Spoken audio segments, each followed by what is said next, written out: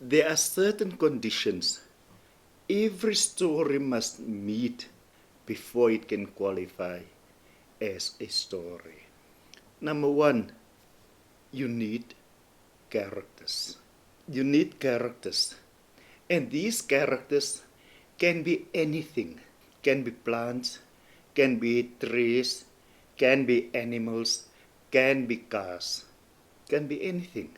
Your reader, your listener, or your viewer must be drawn into your story and into your characters to actually make them love your story and love your characters in your film. Your readers must develop an emotional connection with your characters in your story to be drawn into them. If that emotional connection do not develop, your viewers will lose interest in your story and in your characters. Every story needs a good villain, and every story needs a hero that is strong enough to fight against that villain. But who and what are these two characters in your story? Remember in the first episode I said that a character in a story needs to have a problem that he or she must solve.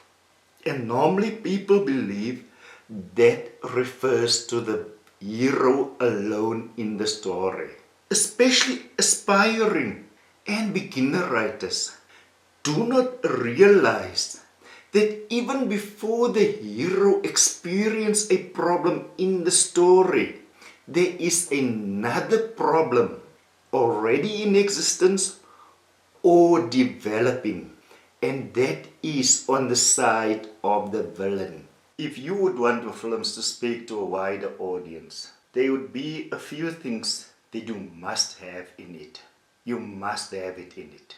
And that is the things that really drives your characters to do the things that they do in your story, in your film. The things that plays on their needs, wants, desires, feelings, emotions, and fears. And that's why people can identify with characters who goes through similar things. But there's one caveat. You cannot just let it happen. There must be reasons why it happens. There must be reasons for your character's actions. There must be reasons for your character's reactions. There must be reasons why your characters do things. And it must be driven by those things I've mentioned.